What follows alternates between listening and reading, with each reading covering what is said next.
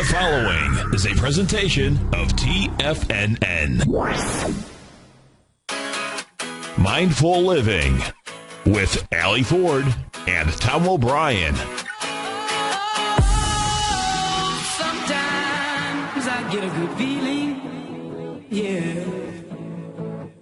I get a feeling that I never had before. No, I get a good feeling, yeah. Call now, toll free at 1-877-927-6648. Internationally at 727-445-1044. Now, Allie Ford and Tom O'Brien. Namaste, everybody. It's Allie Ford with Mindful Living, and we want to help you get healthy, feel good, and live life to the fullest every single day. Tom is out today, and of course, he sends you bunches of love and peace, and he'll be joined again. We'll be joined again by Tom next week. I am joined today in the studio by a distinguished guest, respected acupuncture physician, Dr. Gene Healy, who has studied and practiced acupuncture around the world, namely in Asia, and is practicing here now in Dunedin, Florida. So, Gene, welcome to the show. Thank you very much. I'm happy to be here. Very happy to have you here. Now, we've done a show on acupuncture before, and I was inspired to continue the discussion on acupuncture after meeting you. And I have to say, it's one of the coolest things about my job is teaching yoga and meditation and getting to travel around doing those things, meeting inspiring people like yourself. I had a chance to look at your background and your bio on your website, and it is quite impressive. I mean, yes, I'll just share with our listeners some of the things that you've done.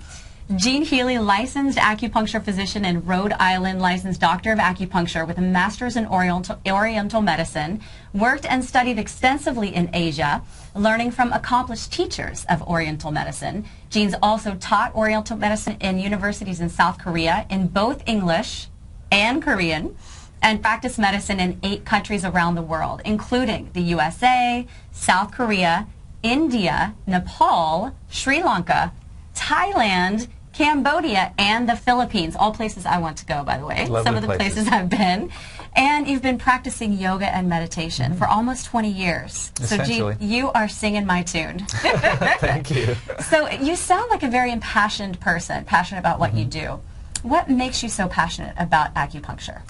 Acupuncture, I've seen how effective and useful it is for people, and it's very motivating for me to be able to help people, especially with conditions like in the West. They often come to it at the end of their rope. They try many different things, and they can't find help or relief or a cure, and they try us kind of at the last. So for me to see somebody like that and to really do well with them, it's really empowering and impassionate experience for me to help those people. They're just so grateful. Yeah, I love the name of your business, speaking along those lines of you feel like, or you see patients who come to you sort of at the end of the rope.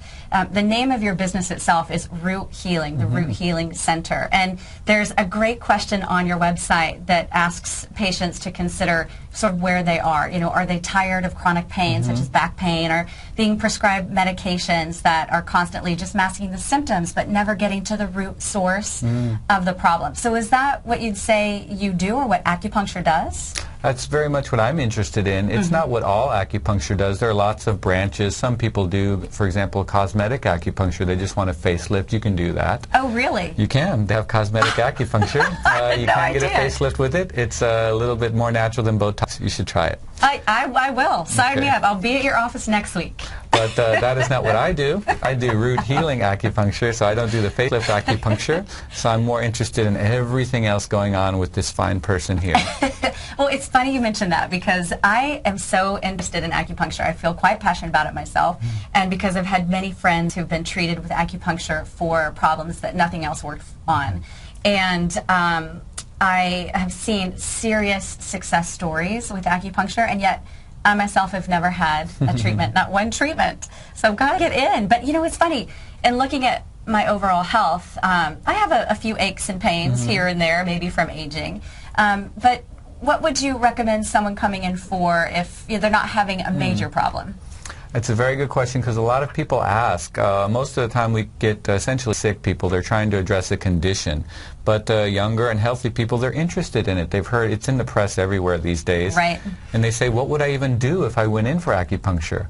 Well, first of all, if we kind of understood what acupuncture does and how it works, then we could kind of understand how it could help out someone even like you. Thank you. That's I'd not love to hear suffering on more. the outside. On the outside. On the outside. I love how you say that. That would be the yoga meditation knowledge talking. But acupuncture essentially is a system of balance. So everything in our lives requires some kind of balance, and we can sometimes fall out of balance. Even if you're very healthy and we appear to be healthy, life with its stresses and its pressures affect us, and it affects our body and it affects our internal organs. And with this kind of internal pressure can build up to eventually come out as symptoms and conditions and illness. So it's good to think about this idea of maintaining your balance. And patients who have had acupuncture, what they start to do and how they start to fall in line is they start to realize how good it feels to be in balance. So they'll come in for like a once a month kind of like a tune-up where they can kind of get restored. And with that you get sick less. You're bolstered up against things like right now it's allergy season and everybody's suffering from allergies. You're Right. bolstered against that response. Cold and flu season comes around and work stresses appear. So it's always good to kind of throw you back into that balance. Right. It's interesting you mentioned allergies because my last guest, who is an acupuncture physician in South Carolina, had terrible allergies, she said, as a child. And the only thing that helped was acupuncture. And to this day, she doesn't have one. So it's interesting and I think fascinating to hear those stories. Speaking of, you know, all these things that acupuncture can help with, we met, or the first time I heard of you was through volunteering at the Florida Cancer Specialists. And I hear a lot about acupuncture being used for things like managing symptoms or side effects from things like, you know, cancer treatment or pain in the body. I did recently read an article that said, you know, acupuncture is scientifically proven for these things to help manage pain. For example, it was a specific article on that.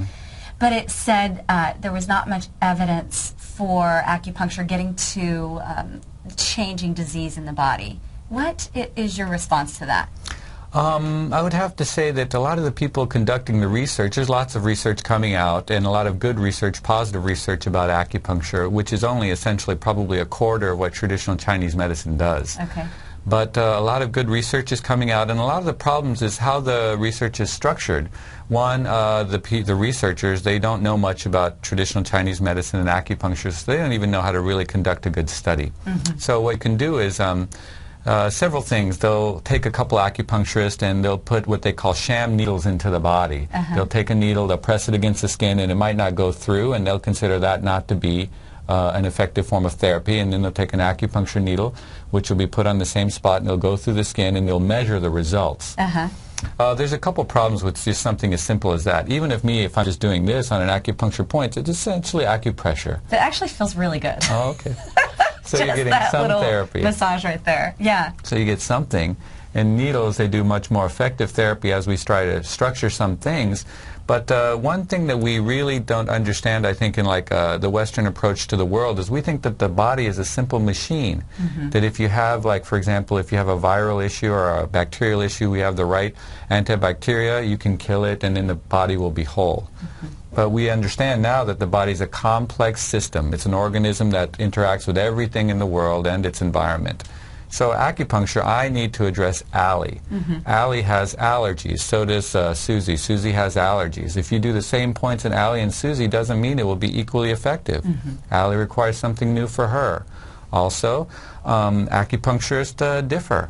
It's really much more of an artistic science than like a doctor who prescribes the same antibacteria medication for whatever illness. But even still, as you mentioned, the same medicine that is supposedly scientifically proven to kill certain bacteria may not even be effective on the same patient. So I think that's so important to consider, That's that true. whether you're talking about Eastern or Western science, it's not always effective on two different people, because of, you have to think about, you know, not only the person, as you say, as a whole, but what's their lifestyle? You know, how are they living? What are their daily practices? What are they putting into their body? Their nutrition, diet, nutrition.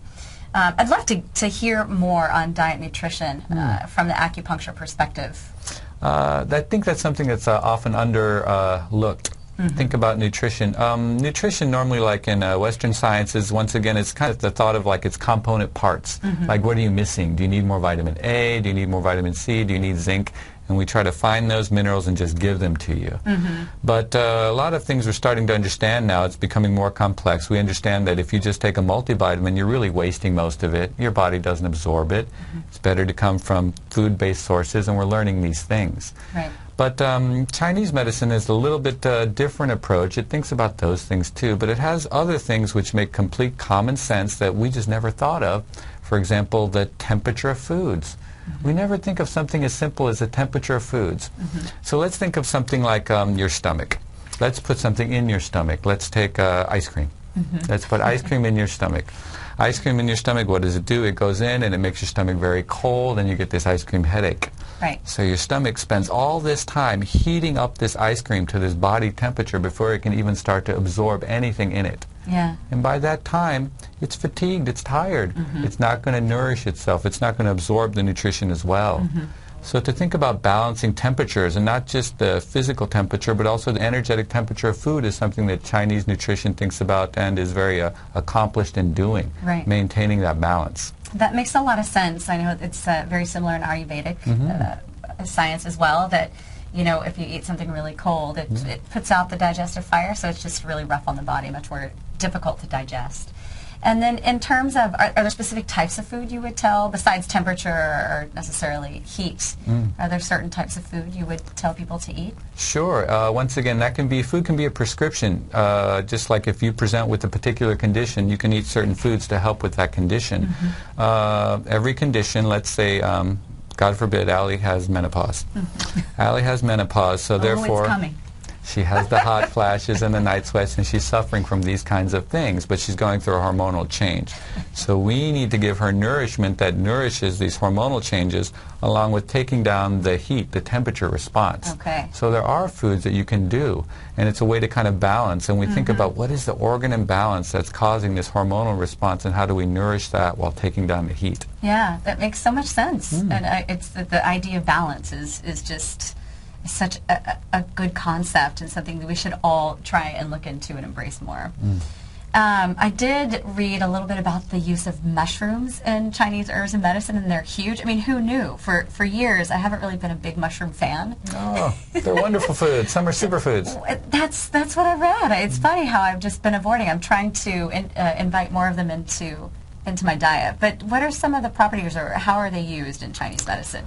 It depends on the mushroom, of course. You know, certain mushrooms have certain properties. You know, certain, like Asian countries, they're a little bit patriarchal, so they think about what's better for the man more than the woman. I'm sorry to say, for thousands of years it was true. Welcome to history. Yes. We're changing the world, though, ladies. We are. They are. You are. It's all right. We like to have some male support, too. But there's a lot of purported health benefits from certain mushrooms that are particularly good for, like, male virility and things like that in the folklore. But probably the most famous mushroom is like the reishi mushroom. It's often used as kind of like a general tonic for the body. It keeps your immune system strong. And it's been used, you can use it as a tea. It's one of the few herbs that you can use as like a single herb tea. You can just drink it. It's not really strong, so it's not going to overpower the system. Okay. You can boil it and drink it.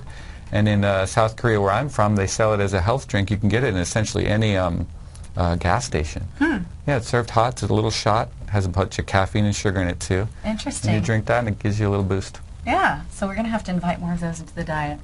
So getting back to some of the, let's call it, daily challenges that we see in life. So menopause would be one of those common things. I've been curious about acupuncture for things like smoking.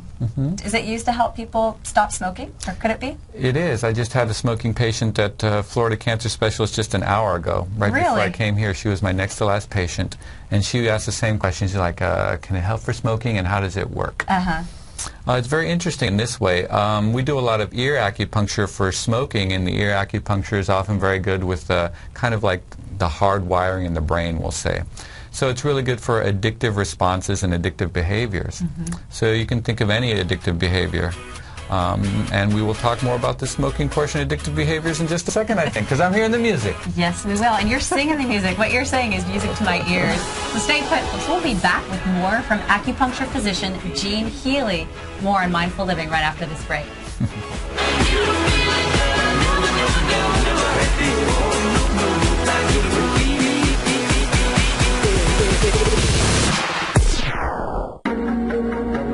In quiet markets, investors search for new trading opportunities. We'd like to introduce you to a new product that provides opportunities even in flat markets. Nadex, the North American Derivatives Exchange, is a new and innovative Chicago-based exchange registered with the Commodity Futures Trading Commission, and unlike most other exchanges, Nadex allows you to trade directly through them with direct market access when using their trading platform. Nadex never charges a fee to use their platform, which even includes real-time charts and full customization capability. Nadex's unique short-term binary options allow traders and investors to capitalize on strategies even when the underlying markets are quiet. Nadex's innovation has allowed them to come up with a line of unique trading products that are unavailable anywhere else. See how it works at nadex.com. That's NADEX.com, or click on the Nadex banner on the front page of TFNN.com. Futures and options trading involves risk and may not be appropriate for all investors. No matter where you listen to TFNN programming, we want you to know you can always access your favorite shows on demand through TFNN.com. TFNN airs live programming every market day from 9 a.m. till 6 p.m. Eastern, and you can do each program by accessing Tiger TV through our homepage. We even have an easy link for all mobile devices, including iPhones and iPads, located at the top right-hand corner of the TFNN homepage. You can use your smartphone to view Tiger TV, but if you don't have a mobile connection that can keep up with streaming live video, then you can simply visit TFNN.mobi in the browser of your smartphone for live streaming audio of all of our programs. The mission of TFNN is to educate our audience directly and interactively through our interactive website and radio call and talk shows. TFNN is able to teach all levels of investors the technical skills needed to trade in today's marketplace. In order to get the best information possible, TFNN has assembled the most respected financial minds in the country to provide the most current news and comprehensive advice available. TFNN.com. Educating investors. We're told to follow our passion and everything else will fall into place. I hope that's what each of you are doing each and every day. Hi, I'm Steve Rhodes, host of the Money Master Show at TFNN.com, and my passion for technical analysis has led me to the most fundamental discovery in pattern recognition, the Rhodes Momentum Indicator, market scanner, and trading strategy, a set of tools that identify the momentum and power of the trend, the likes of which have never been seen before, for every market and every time frame. Yes, folks, the trend is your friend unless you're on the other side. New to technical analysis? This is the place to start. And experienced traders take advantage of the trend like never before. Experience the power of the Rhodes Momentum Indicator each day, available to subscribers of my newsletter service, Mastering Probability. I guarantee your satisfaction for the next 30 days unconditionally, so there's no risk to you other than being on the wrong side of the trend. Mastering Probability, available on the homepage of TFNN.com. And folks, live with passion. Yesterday's gone. Tomorrow's not here. What are you doing right now? Mindful Living with Allie Ford and Tom O'Brien. Oh, sometimes I get a good feeling, yeah. I get a feeling that I never had before. No, I get a good feeling, yeah. And we're back with Mindful Living, and I'm joined in the studio today by Gene Healy, acupuncture physician based in Dunedin, Florida. And Gene, you and I were just talking about acupuncture for things like quitting smoking. Mm-hmm. You said you had a patient just today. I did. She came in and she asked, she's like, how does it help with something like smoking? How does it? I will tell you. Smoking is an addictive behavior. So we work essentially with addictive behaviors, which could range the gamut from smoking to overeating to alcohol and drugs. So it's very well recognized for those kinds of things. And the EAR protocol we were talking about earlier that they use is a nationally recognized protocol that they do even in places like the Army now. They train people in it. You don't have to have the full training to do like body acupuncture. And it helps with addictive behaviors. It helps kind of rewire the brain, we'll say. So it does that along with body acupuncture to kind of give your brain a little bit of a a rest from this constant feeding of the cycle of the stimulation of wanting whatever it is your addiction is. Yeah, that seems so beneficial and useful, and I think it's really good to mention that because there may be some acupuncture practitioners out there who are willing to maybe volunteer their time or get involved with recovery centers, addiction recovery centers around the world. I am curious as well about the weight loss obsession. Primarily, I mean, you see it so much here in the West, and I'm not sure if it's the same around the world, but does acupuncture help with, I guess overeating could be an addiction as well. It is. There's a range of the way people deal with weight loss. I deal with it in more of like a comprehensive program, so we can make some serious changes in someone's life. It's not like a magic cure that gives you 10 pounds in a week. You know, those kinds of diets just yo-yo. Of course, they don't work. They're charlatans, those people that are promising that. You're not going to keep that off, not in a healthy way. No. It's a desperate, I think, attempt to lose weight. It's not the healthy approach at all. Right. I'm with you. But what we do is what acupuncture and herbal medicine, other aspects of traditional Chinese medicine, what they do is they kind of speed up the metabolism. Because often there's a sluggishness about it as we get overweight. Even though you cut down on the amount that you eat, it's still very hard to lose the weight, especially when you get a little older. Yeah. So it helps speed up that response, and there are a lot of other things that we can do, of course, nutritional counseling and things like that. Dreaded things like the food journal. You have to be honest with yourself about what you're eating. Yeah. So there are many things that work in like a comprehensive program that make deep cuts into your lifestyle changes, so it's a consistent loss as opposed to like a drastic loss and a big rebound. And that's so important. I mean, to approach it from a holistic perspective, a comprehensive perspective, as you say, because, yeah, you could just, come in for a treatment once in a while and then go out if you don't change the way you're eating or your activity to increase, metabolism and exercise. You really won't see many results. So that's true. I love to hear that people can come to you for that. Which, brings me to, I was so surprised when you said you can get an acupuncture facelift. It seems like there are so many uses, you know. And it brings me back to the more profound uses for acupuncture and how we met, and that's at the Florida Cancer Specialists and working with the cancer patients there. So what are you doing? What does your work consist of at this cancer center? That's a good question, a particular passion of both mine and yours, of course. We both love working there and give our time there even though we're busy. These days there's a lot more information about how acupuncture is helping. In America, we think about cancer therapy and with acupuncture in relationship to symptom management. Right. In other countries, more like China and other countries across the world, some places in Europe, they have more of an integrated approach. We're a little bit behind. And they think of acupuncture and herbal therapies as a curative part.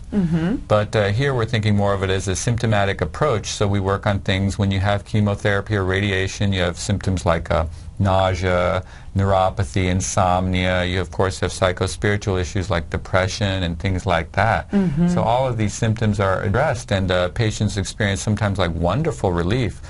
It's amazing, especially like some things, for example, like neuropathy, they can't feel their hands and feet. They've been on chemo for years. And they get acupuncture, and sometimes with neuropathy, even it's like after one treatment, they can start to feel their hands and feet, and they just express so much gratitude with it. Oh, that's so amazing. Yeah. How does that work? Let's start off with a simple metaphor. Okay. So we have a garden hose. The garden hose runs water through, and it comes out the other end, and it pours water and nourishes the flowers. But from time to time, the garden hose gets kinked. And when the garden hose gets kinked, no water comes out, the flowers don't get nourished, and then the flowers wilt and die. So what acupuncture does is we unkink the garden hose. We restore the flow of water. So this is essentially what we consider like a circulation response. So when we put needles into the body, blood circulation improves, nerve conduction is improving, we have a immune system response that's improving, we have hormones going to the area, so everything is improving and circulating.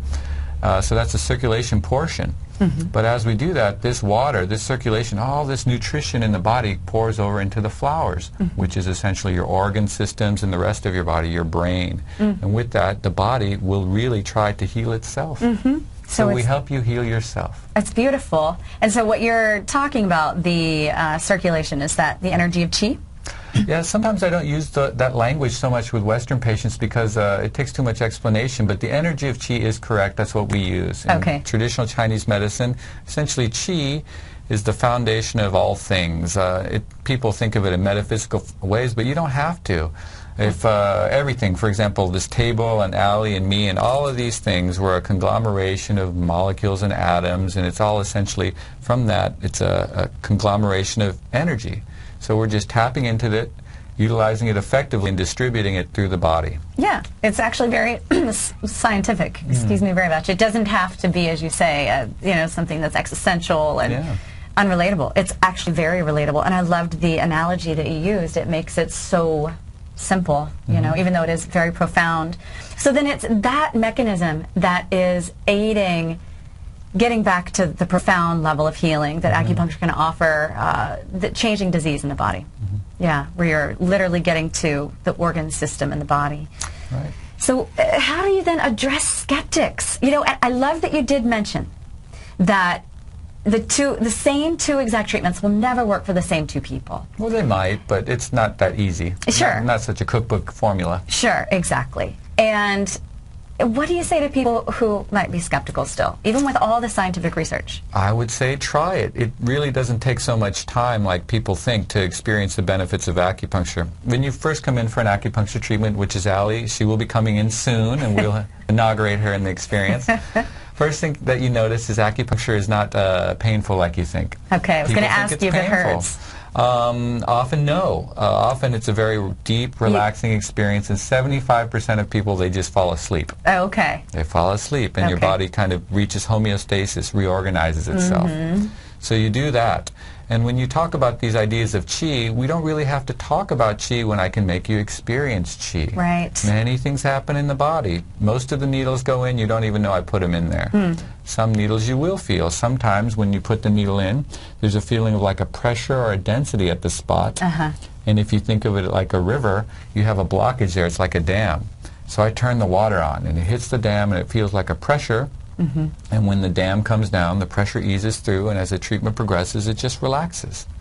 Sometimes you have wonderful responses like a radiation. You put in a needle and you have a movement, boom, down the arm or the leg or somewhere in the body. Wow. The dam goes down all at once. And can that be quite intense for some people? It doesn't hurt, but it can be surprising because they're not used to like a little bolt of lightning shooting through them. Right.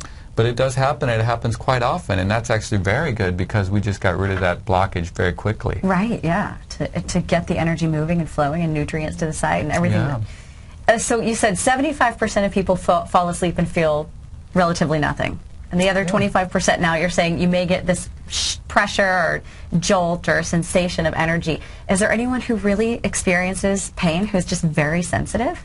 There's a few other responses. Some people experience pain, but that pain, it can be an integrated kind of collaboration. You're allowed to talk during the experience. Okay. So sometimes if there's a misplacement of a needle and it's uncomfortable, then you say, oh, that's not comfortable. Oh, it's sharp or something. Then you can just do a replacement. It's never, I will show you, there are 10 needles in here.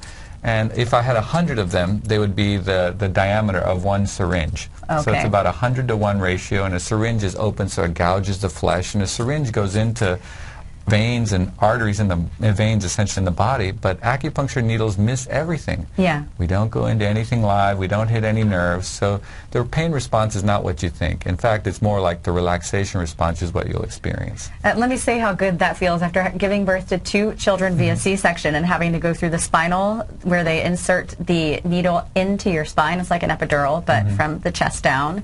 And the second experience, the anesthesiologist had to redirect the needle 3 times, such that every time he inserted the needle, my left leg went zzz, 1, zzz, 2, 3 times in a row, and he goes, "Oh, we'll just leave it there. It's close enough." I thought, oh my gosh, having a needle just go into the surface layer of the body, which could result in so much healing, and if you need to redirect these needles, maybe a bit more tolerable. Much more tolerable. Would you use acupuncture for childbirthing at all? It's interesting. That's an interesting question. Most people don't. But you can do things related to, not in America, but in China, related to surgery. In fact, this is very interesting that acupuncture around like the 1970s wasn't really involved so much in America. We had some in like Chinatowns in San Francisco, which you're familiar with. But Richard Nixon went to China in the 70s. And one of his aides had an appendix. problem. He had appendicitis, and he went to the hospital, and they gave him surgery with the aid of acupuncture. Oh, wow. So without anesthesia. So they had, I think, a New York Times reporter, and he wrote all this down, and it came back, and it made this huge splash, surgery without anesthesia with the use of acupuncture. I think it was electroacupuncture. And because of that, it made this big kind of interest in acupuncture grow. And with that, we had the rest of acupuncture in its infancy to now. And so was it ever used for surgery again? It still is in China all the time. Goodness. Wow, that's an incredible concept to even think about. So we'll be back to hear more from Gene Healy on the science of acupuncture. Stay with us. We'll be back with more Mindful Living.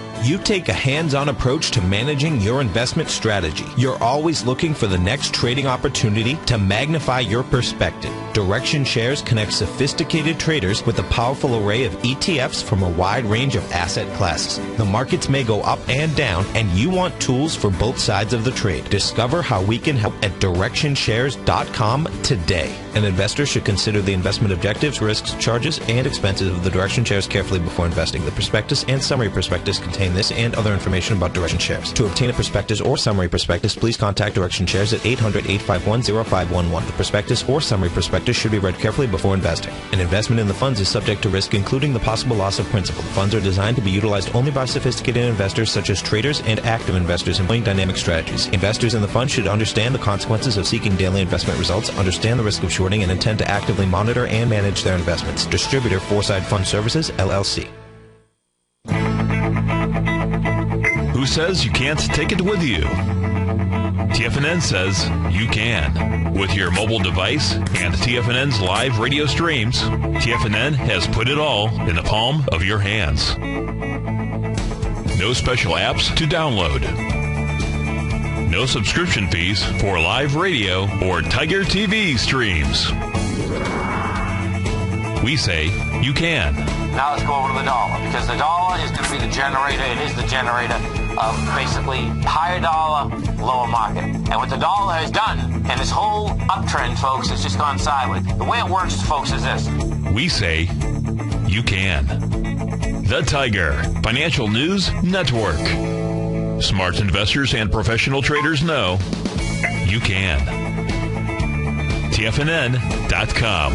Educating investors.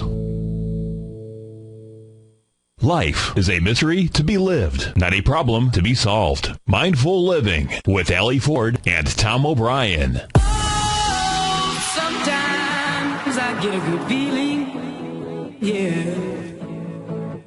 I get a feeling that I never had before. No, I get a good feeling, yeah. And we're back with Mindful Living. I'm here with Gene Healy, acupuncture physician based in Dunedin, Florida. And I'm so excited and a little nervous to say I'm about to receive my first mini acupuncture treatment. That's true. Her inaugural treatment will be here live in front of you. Am I gonna get shocked with all this equipment on my mic and my ear? No, hopefully not. We'll see. I hope you have insurance.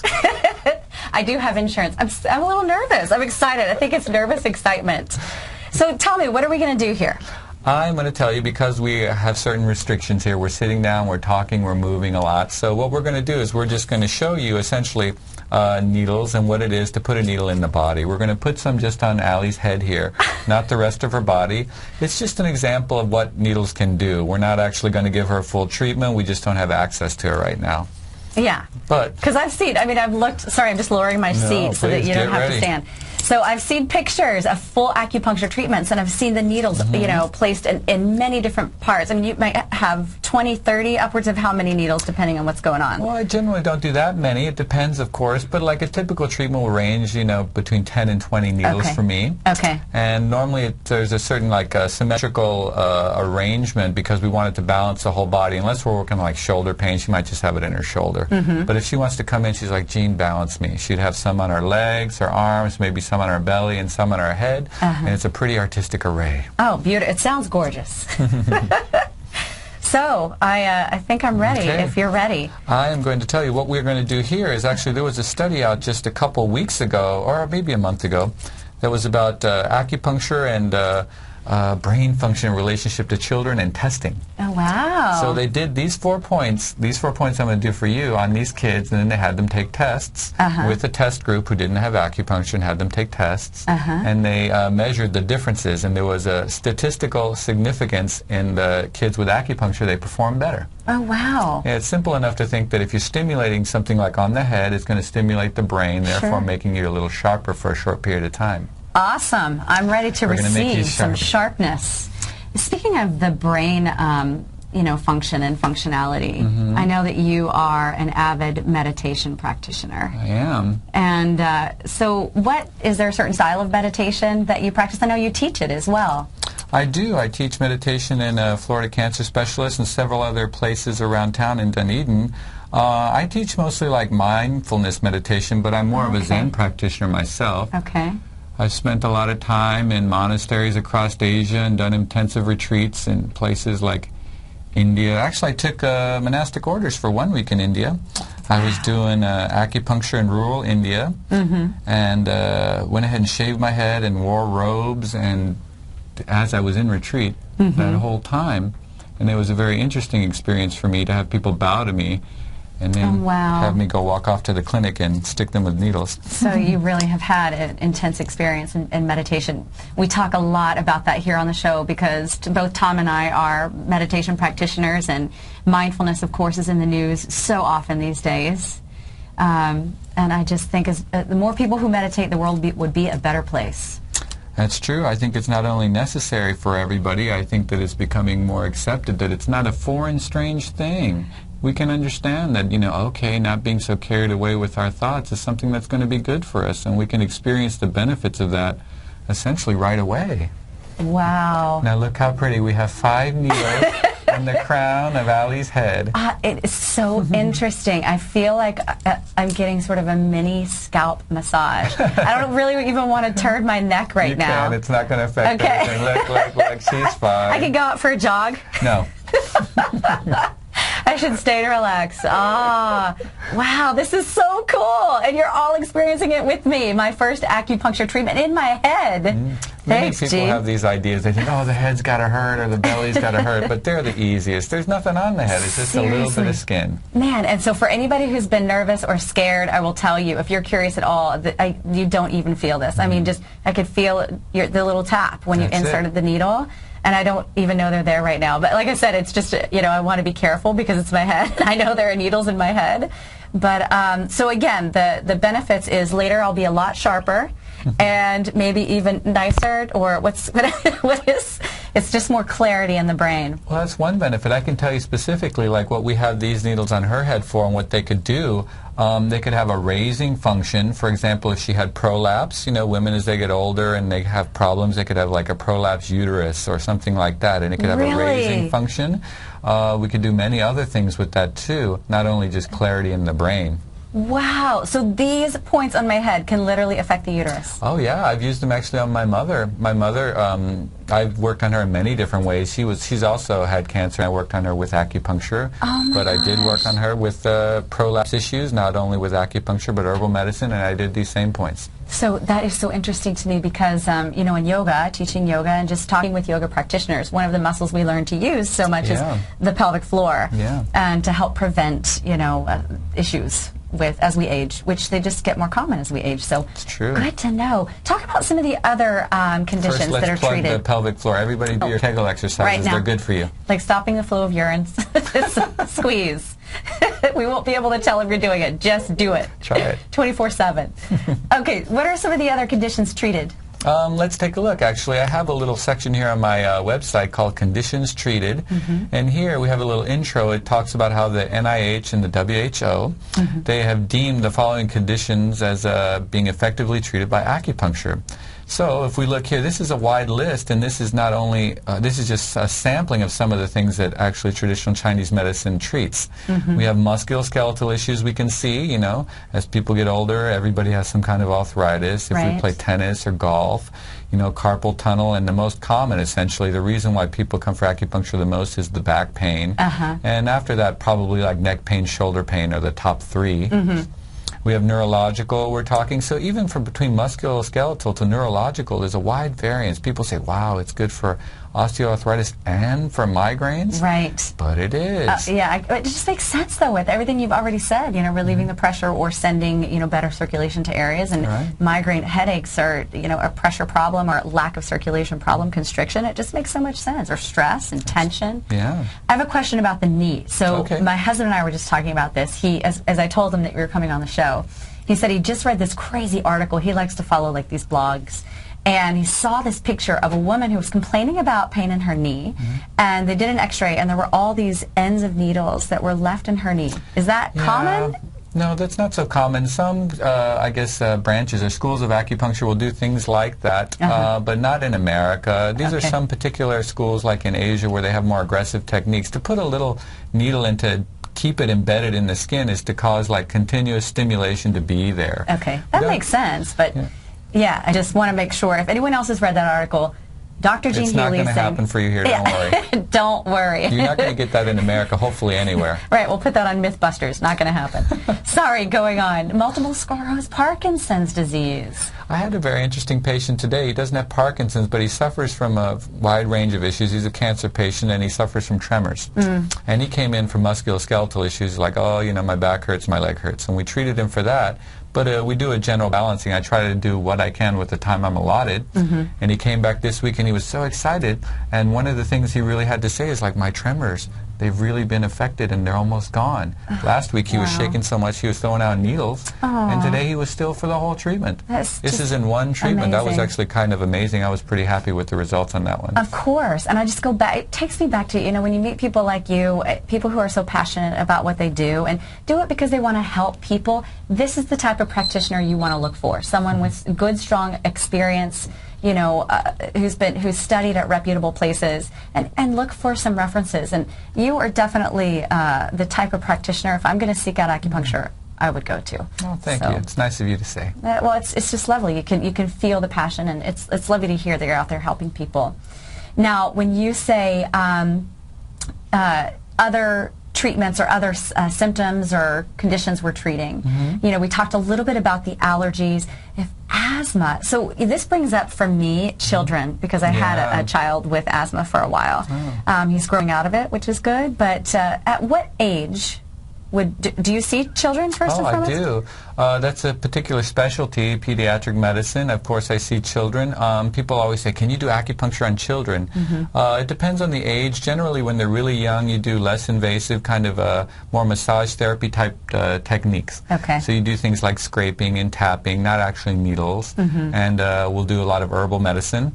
And as they get older, probably around like 10, 12 years old, they're okay for needles. Okay. And you don't even have to leave them in. Sometimes it's like a quick insertion. You just pull them out. They don't even know. It doesn't bother them. Okay. And as they get older, then you can actually leave it into the skin. And we're very conscious and careful about kids and them being scared and nervous and thinking they're going to have a pain response. And it's okay. I've never had a child who freaked out on the table. Sure. And I guess when they get older, they can sit still a little longer as well. Yeah. That would be a concern with a little one or a younger one who's active. Going on to the emotional challenges, and I call them challenges because I sometimes don't like to assume any of these are constant, and give the room for change. So we say depression, anxiety and stress, insomnia. How would you treat those things?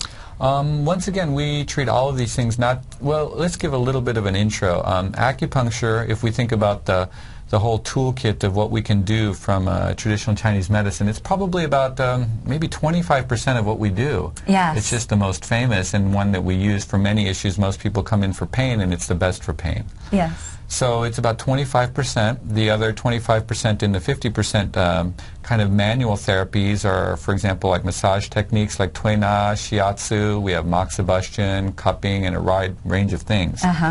But half of traditional Chinese medicine is essentially herbal medicine. Okay. This is something that a lot of Americans don't know, herbal medicine. And it's useful for many things. A lot of internal medicine is done with herbal medicine. And we'll use that to kind of like segue into what it is to treat emotional issues. Okay. So let's say you have, the first one here is depression. So depression can be from a variety of reasons. And when you get acupuncture, things kind of flush through, and it picks up your energy, and it picks up your system, and you start to balance, and it'll start to lift you out of your fog pretty quickly. Right. But at the same time, let's say you're overweight, and you haven't been exercising, and you've been in a depressive state, you've been diagnosed and been in that state for like years. Right. At that point, you have organ imbalance, and you have other things to consider. So internal medicine and herbal medicine is very, very useful. It'll pick up your energy level as long as balancing you. If you have kind of unwanted substances, this is something that also many people don't think about. Unwanted substances, for example, like phlegm. You talked about asthma. Let's talk about asthma, depression. Then let's talk about the hose metaphor and phlegm. Okay. If you have a hose and water goes through the hose, but the water doesn't travel through the hose, there's a kink, then you'll get buildup. Right. You'll get buildup in the hose. And then when you turn the water on, the water is squeezed through the hose because there's clogged buildup. So this clogged buildup could be something like phlegm here in your lungs. So anybody who has asthma has some, often, I would say, God, 90+% of the time, has some kind of clogged buildup of phlegm stuck, deeply stuck into the lungs, and it needs to be moved and transformed. You can understand this also as a circulatory response if you have, for example, like clogged arteries and blood that's been coagulated and you need to have something done for your heart. Right. That's the first thing that came to my mind. Right. And it does, you know, in talking about these, the result perhaps leading to emotional distress and perhaps even depression, using the word stuck makes so much sense, particularly, again, going back to the yoga and meditation, or just the Eastern mindset that it's all connected. And if there is an imbalance in the body, or this sense of something being stuck in the body, that can certainly manifest as feeling stuck emotionally or even mentally. So it's just so fascinating. How's my head doing? It looks wonderful. They're all still there. I know. I can tell I've got a practitioner next to me. He's talking and just checking my needles as he's talking to make sure nothing's popping out or flying out.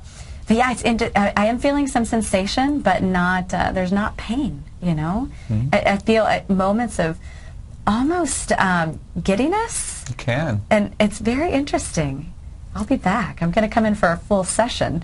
Would you talk more? I remember when cupping was all over the press, and all the actors were doing it. They walk out of their sessions with their tank tops on, and you can see these, you know, round circles left on their back. What do you use cupping for? And do you do that very often? It depends. I do what is required. So cupping is good for, we use it a lot for musculoskeletal disorders, also things like the common cold we use cupping for. It's good for a wide range of things, but often we use it on like large muscular areas like the back.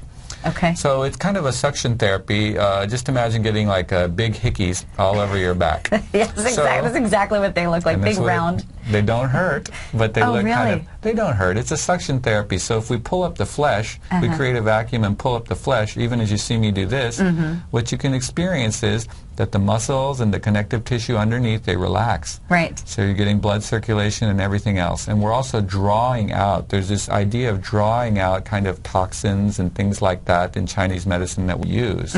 So with cupping, they do leave big bruises on the back sometimes, and it looks like you've been beaten, but you have not, and they don't hurt at all. And they actually make the muscles feel really nice and really soft. And it's a sedating experience that most people, once again, fall asleep for. Wow. It's funny to remember when it's almost seemingly a fad, as I say, when there were these, you know, actors in the press with the big hickeys on their back. It was almost like a status symbol.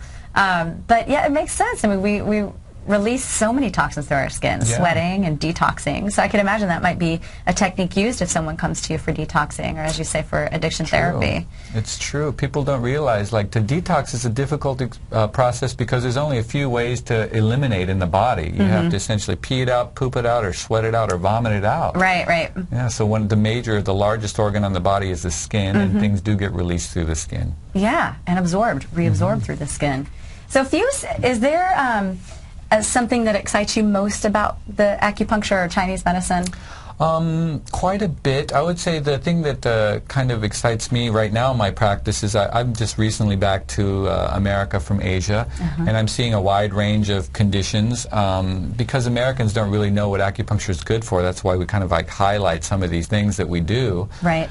But it's really useful for such a wide range of things, and I have kind of like a practice that deals with all kinds of people.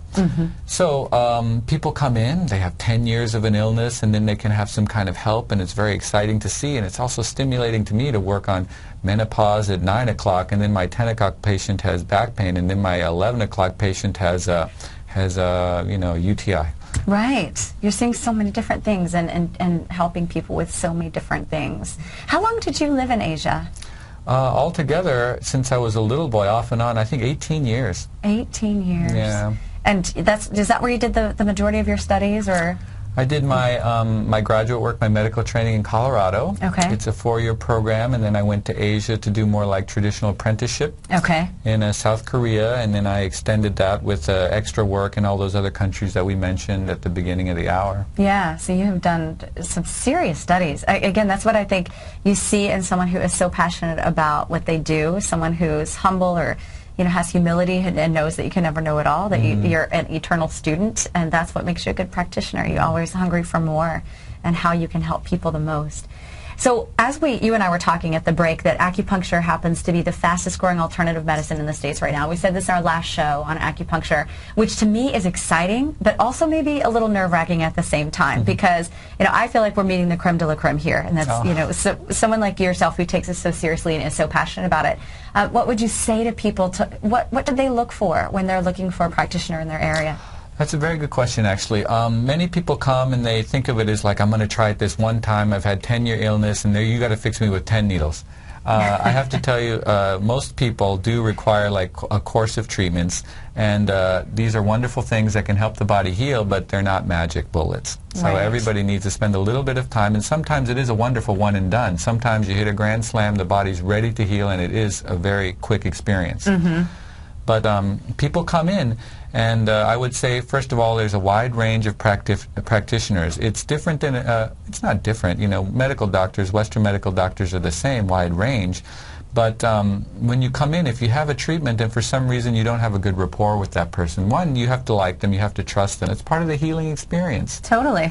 So you trust this person, I like this person. Then they give you therapy, and you should feel something, I would say, relatively fast. You're not going to wait 2-3 months down the line to experience some change. Right. Well, but not 2-3 months, but in how many sessions? Could you quantify that? I could. I don't work with anybody more than 6 treatments without any kind of change. Okay. If I can't affect any kind of change in 6 treatments, then I will refer out. I will say, I'm sorry that you need someone, that I'm not the right practitioner for you. Great. But I would have to say, unless that person is a surgery case with a condition that I cannot treat, there aren't that many people that I cannot affect some kind of change. Okay. It's a matter of like whether you can cure or whether you can maintain, because some diseases have a spectrum of how effective you can be. Right. Well, and for me, I always say the rapport is so important. If I walk into a physician's office or someone who's going to help me heal, I want to know that they have my best interest in mind, and they use my name.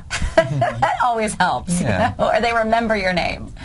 Well, it has been such a pleasure to have you on the show. I hope that you'll come back. Oh, thanks. Wonderful to invite me, and of course, I'd love to come back. I would love it, and I'll be in your office for a more extensive treatment. And as we leave the show today, just trust that I'm in good hands. Gene Healy is going to extract the needles, and I'll be walking home brighter and lighter. So thank you so much. If you want to know more about Gene Healy and his acupuncture practice, please visit his website, which is RootHealingCenter.com. RootHealingCenter.com. Be back with us next week for more mindful living. Thank you so much.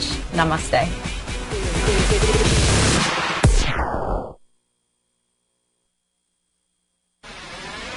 You're watching